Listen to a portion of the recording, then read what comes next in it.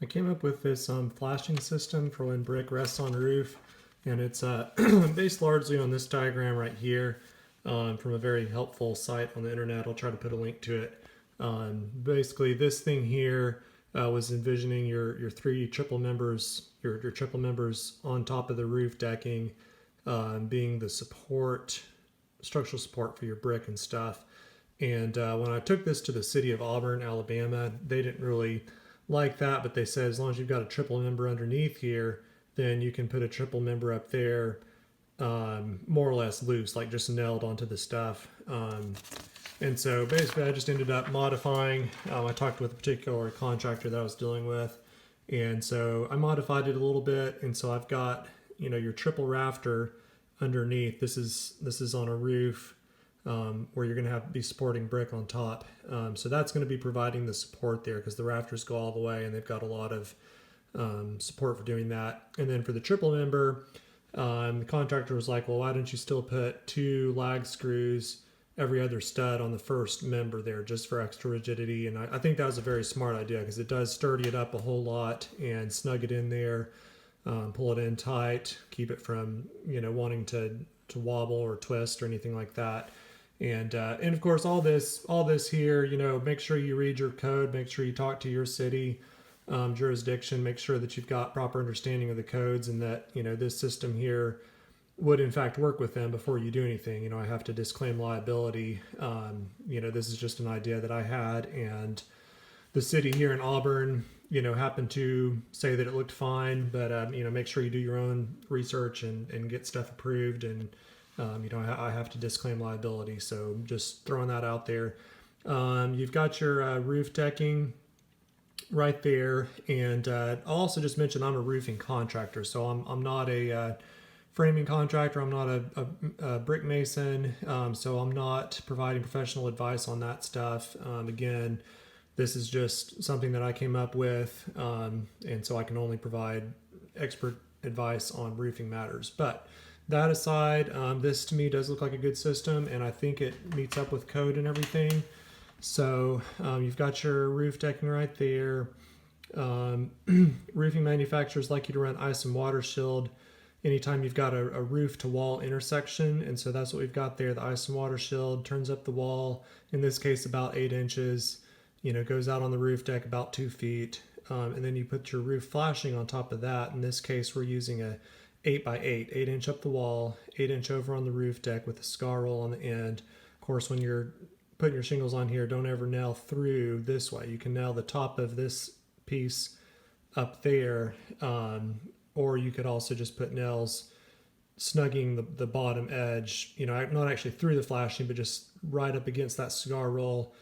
As long as you don't penetrate the flashing, you could put some nails there. So you've got that roof flashing system there. And then what we did is we did this 4 inch by 4.5 by 5 inch with a closed hem on the bottom. It's called a thru-wall flashing. And so basically any water that's getting behind that brick, and a lot of times you will get a fairly significant amount of water behind brick. So any water that gets behind there gets redirected back out through the weep holes and comes back out here onto your roof surface.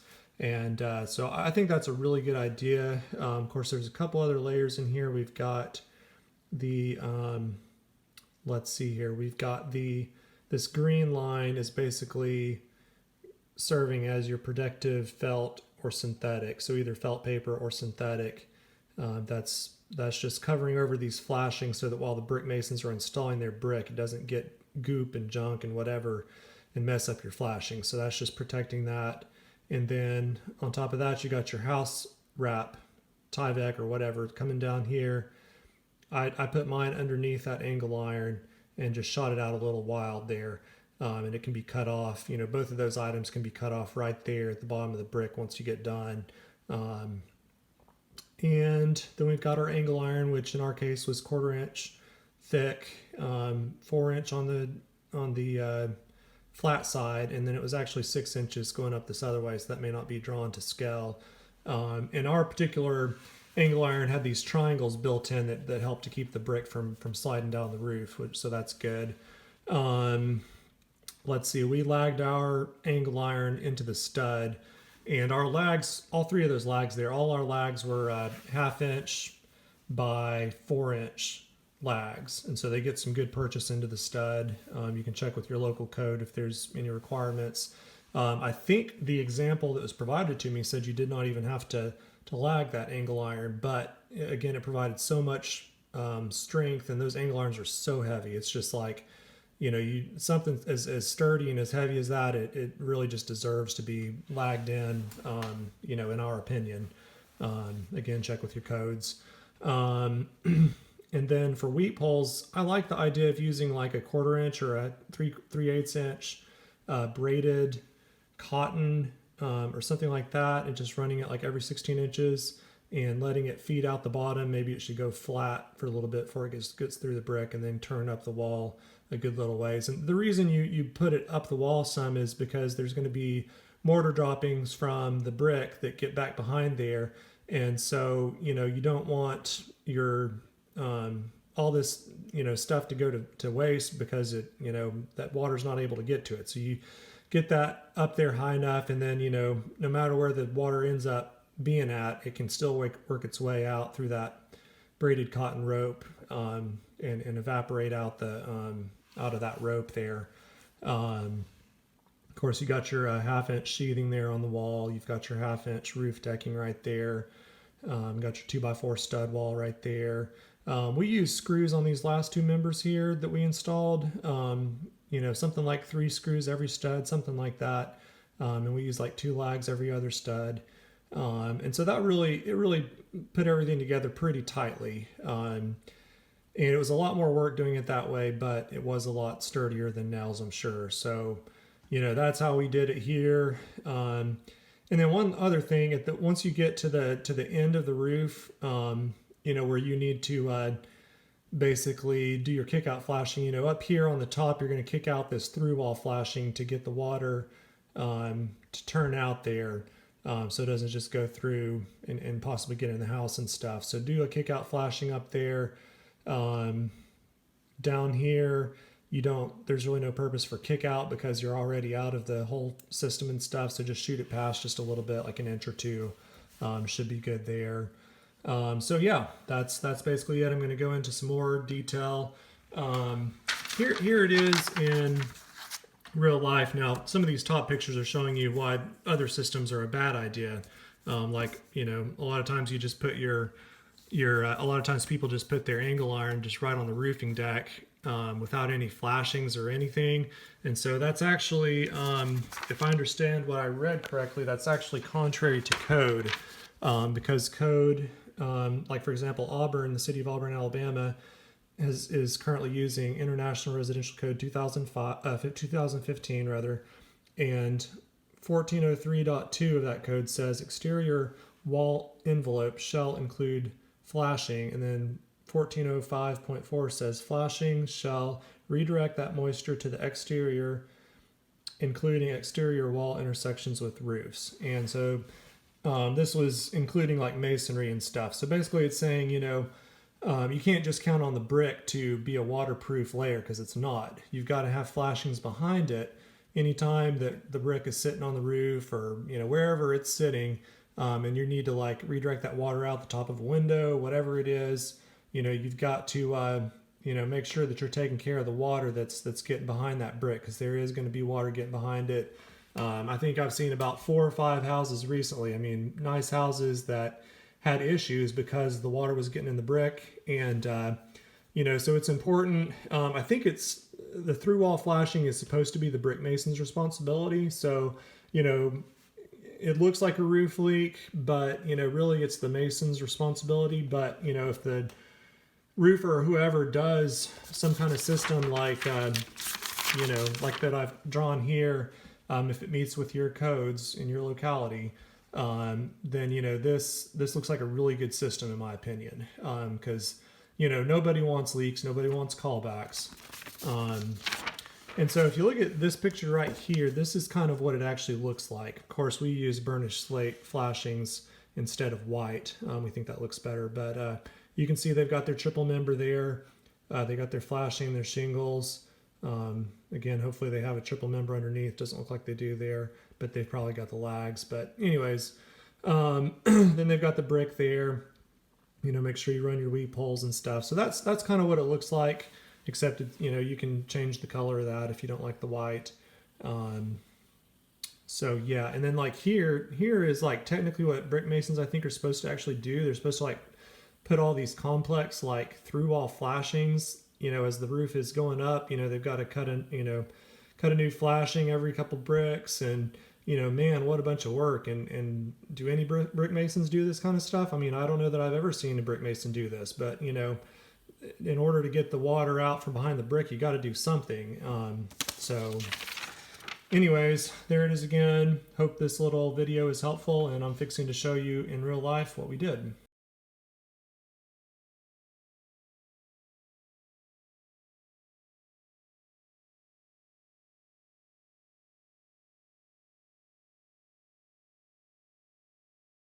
We built this brick ledge to allow for some through-wall flashing because water can get through brick, especially like in a wind-driven rain event. There's like, it creates some kind of suction on the brick and lets water get in. So we put this ledge there with triple 2x10 members and triple 2x4s, and then we flashed it with this special flashing.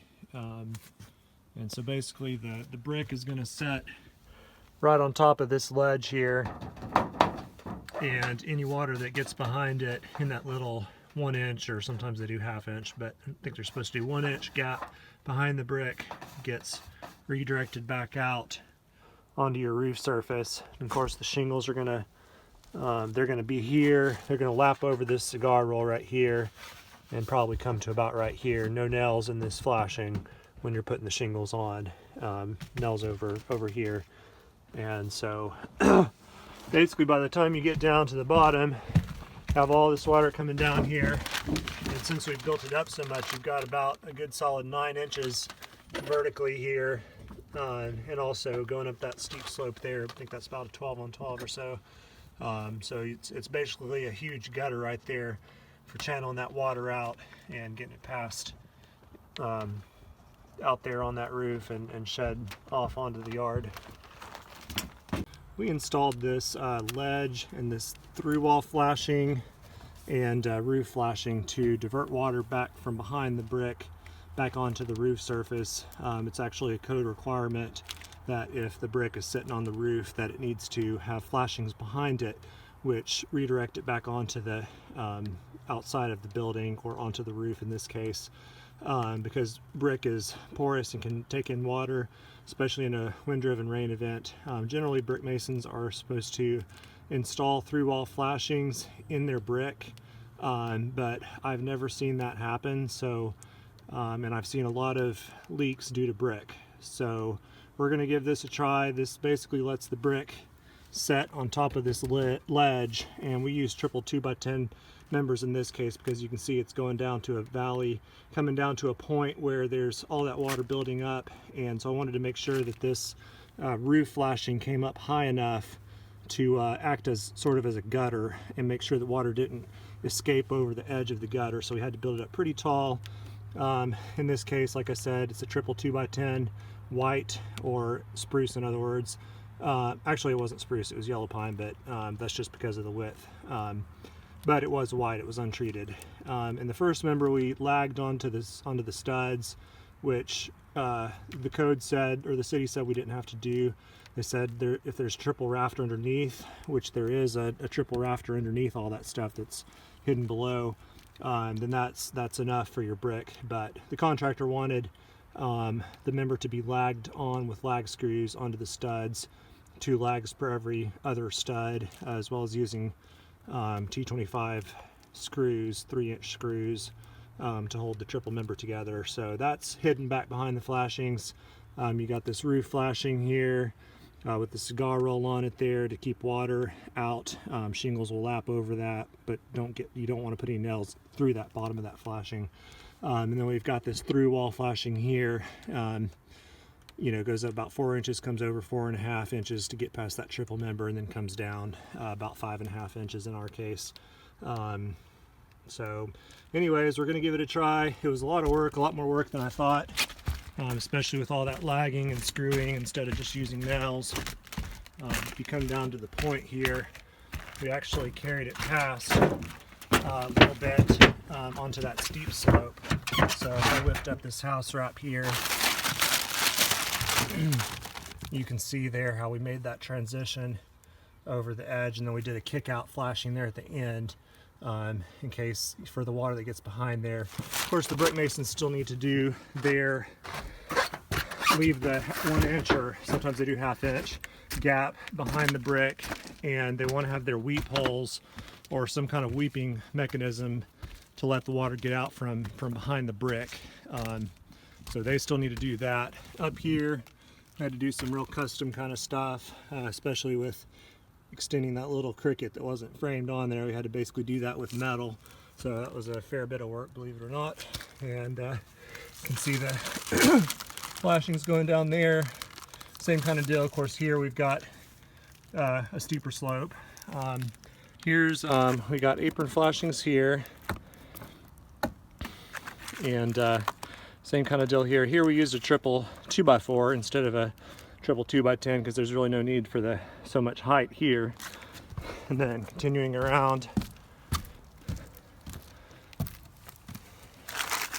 kind of a little custom thing there, going up that wall there all the way to the end, and we kind of bent up the ends of the flashing there for a little extra protection. And this is the last section here. I peel up the house wrap, you can see it better. This one is the highest. We actually went up to like a triple 2x10 plus a triple 2x4 because the valley gets so cramped here at the bottom that we wanted to make sure there was no chance for water to get over the top of the gutter. I'm calling it a gutter, but the top of that roof flashing there. And again, we used the caulk and stuff to kind of seal it up. Okay, what we're doing here is we're installing these brick lintels for the brick to set on. We already did some flashings here that I made a video on the other day. You can see underneath what the flashings look like there. Got that brick ledge on top and then regular roof flashings underneath. And of course we ran this stuff on here to protect the flashing from the brick mortar. And this is your house wrap coming down here, and then we set the lintel or the angle iron right here. This is a 4x6 angle iron. It's got these steps here. These are, since we're on a slope, the brick will kind of bump into those, and that keeps the bricks from wanting to slide down the house that way since they're on a slope. So that's the function of these. I think sometimes they call them studs, or in this case it's kind of like a triangle that's welded on there. We're just lagging these into the studs. So first of all, we're finding where our stud is at with the screw. Nothing there. Nothing there. That's where it's at right there. Still a stud right there. And then nothing there. So about right there is the center of the stud. So we're going to try to drill our hole in this lintel about right here. And what we found out is that you want to have this stuff come out of here like worms, like, you know, just like that. That's when you're drilling it really well. You want it to come out like a worm. You don't want it like hot splinters spitting out everywhere. You want it to come out like that. So what we ended up doing, we went to like a Opelika bolt store, like a machine, I guess a machine factory or whatever that sells good quality bits. We got this 5/8 inch bit here, and basically what it called for, it said this right here was, what was it, low carbon steel? Is that what we said? So it's low carbon steel. So basically what it calls for is pressing fairly hard, medium to hard, and keeping it fairly slow, about like that right there. You don't want to be like ramming it like that, because we like wore out some bits from Home Depot because we were going too fast, and so it messed up the tip of it, and so like it wouldn't even do a single hole through the thing, even though it said it would go through angle iron. So we've also got this Ultra SP metal cutting tool lubricant. We're just putting a little dab of it on the tip of this bit every so often, like maybe 2 or 3 times for each hole, you know, once when you get started. And I'm gonna make sure the video is still going. Yeah, it's going, that's good. So let's go ahead and get started here. We start it kind of slow here. Decent amount of pressure.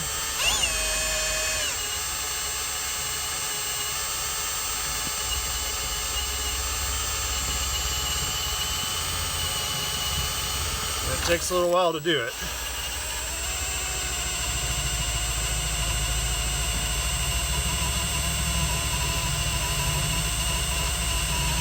Actually feels like it's starting to go through.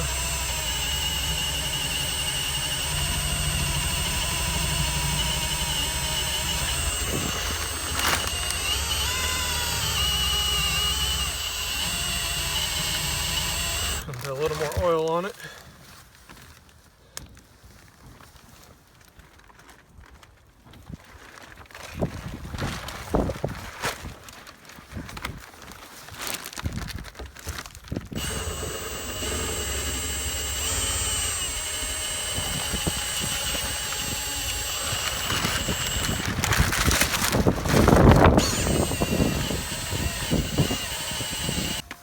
A little more oil.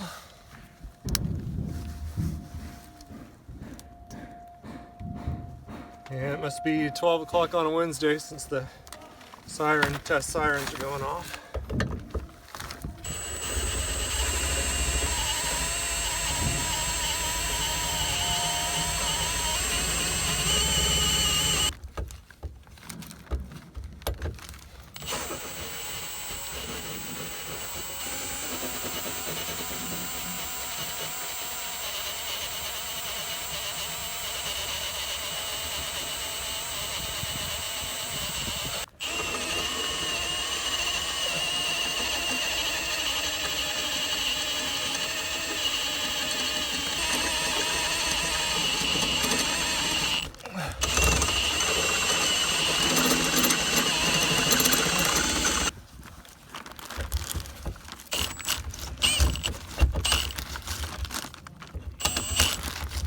Might be hitting the end of it here.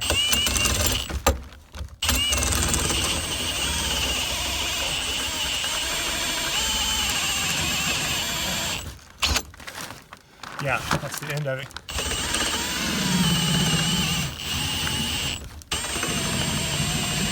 Sometimes the end of it, like, you gotta kind of start and stop kind of slow and just kind of persuade it to go on through.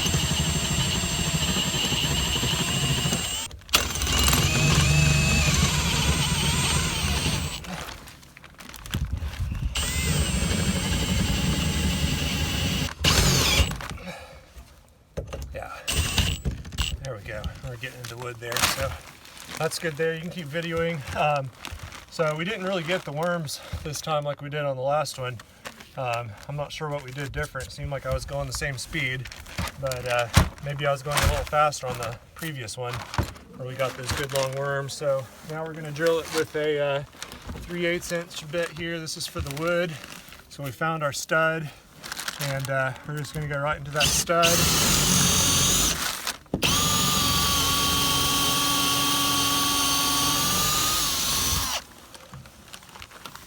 And you're going to grab a bolt. It's not a bolt, it's actually a lag screw. It's a 1/2 inch by 4 inch lag screw, galvanized with a galvanized washer, 1/2 inch washer. It's like a 3/4 inch bit. We've got this really good impact wrench, 1/2 inch battery impact wrench by Milwaukee. It works so much better than trying to do it with this little impact driver by Milwaukee. This thing was just starting to smoke when we tried to use it. So this tool is actually designed for this.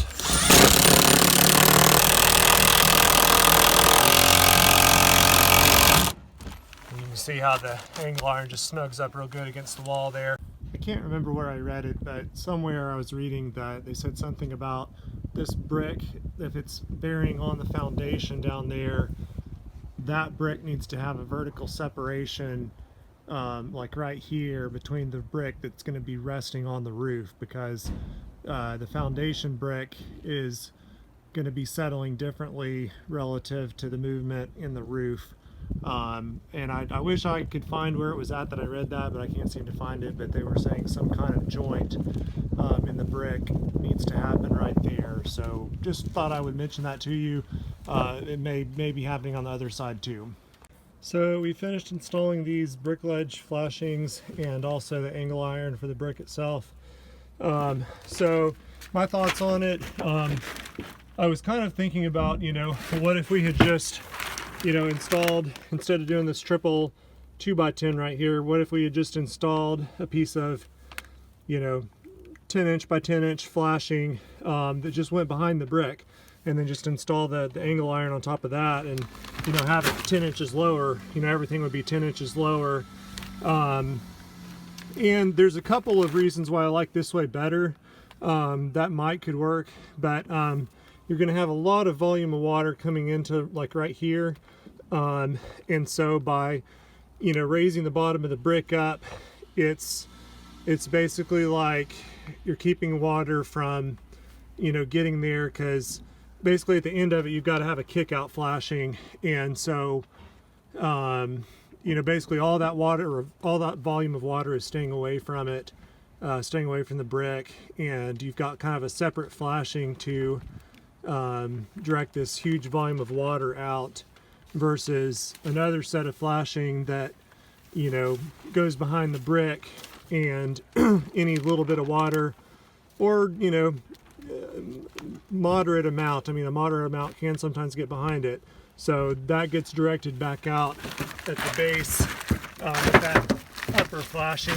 You can kind of see that that little bit of brown right there is the visible part of the kick out flashing right there. It's kind of hidden behind that synthetic stuff. So so I think that's good, that you've got kind of two separate systems. Also, whenever this roof has to be replaced, whenever the shingles have to be replaced, now you've basically got, behind this synthetic stuff and the house strap behind that, you've got like this through wall flashing from behind the brick. It goes behind the brick, over across our members, and comes down like 5 inches or something. Behind that you've got the roof flashing that starts here, goes down, and comes over and stops about right there, something like that, whatever, with the cigar roll. So now, when they do the re-roof, they can actually replace this roof flashing very, very easily. Just tuck it up back underneath this through wall flashing.